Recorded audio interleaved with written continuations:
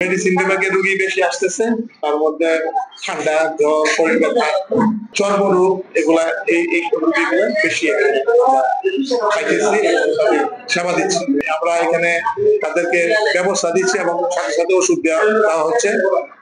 রোগীকে যেগুলা আমাদের কাছে নাই, দুই একটা ওষুধ আমরা লিখেও দিচ্ছি, পরামর্শ দিয়ে দিচ্ছি। ফখরুদ্দিন আহমেদ বাচ্চু সাহেবের উদ্যোগে এই প্রোগ্রামটা করা হয়েছে এবং এই প্রোগ্রামটা খুবই ভালো এবং জনহিতকর একটা কাজ। আমরা মেডিকেল টিম গঠন করে সপ্তাহে একদিন বিনামূল্যে প্রতি ইউনিয়নে চিকিৎসা পত্র এবং বিনামূল্যে ওষুধ বিতরণের কার্যক্রম হাতে নিয়েছি। গ্রামের নিম্নবিত্ত এবং দরিদ্র মানুষের মধ্যে খুবই সাড়া ফেলেছে। যারা নিম্নবিত্তের মানুষ, দিন দরিদ্র মানুষ, তারা শহরে যে ডাক্তার দেখিয়ে ওষুধ সংগ্রহ করা তাদের জন্য খুব দুঃসহ এবং কষ্টদায়ক হয়ে পড়ে।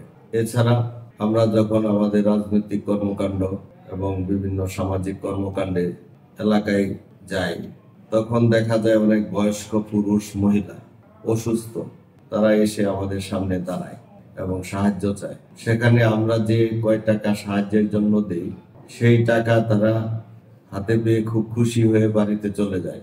কিন্তু পরবর্তীতে শহরে যে একজন ডাক্তার দেখানো, যাতায়াত খরচ এবং ডাক্তারের ভিজিট দেওয়ার পরে তাদের ওষুধ কেনার আর সামর্থ্য থাকে না।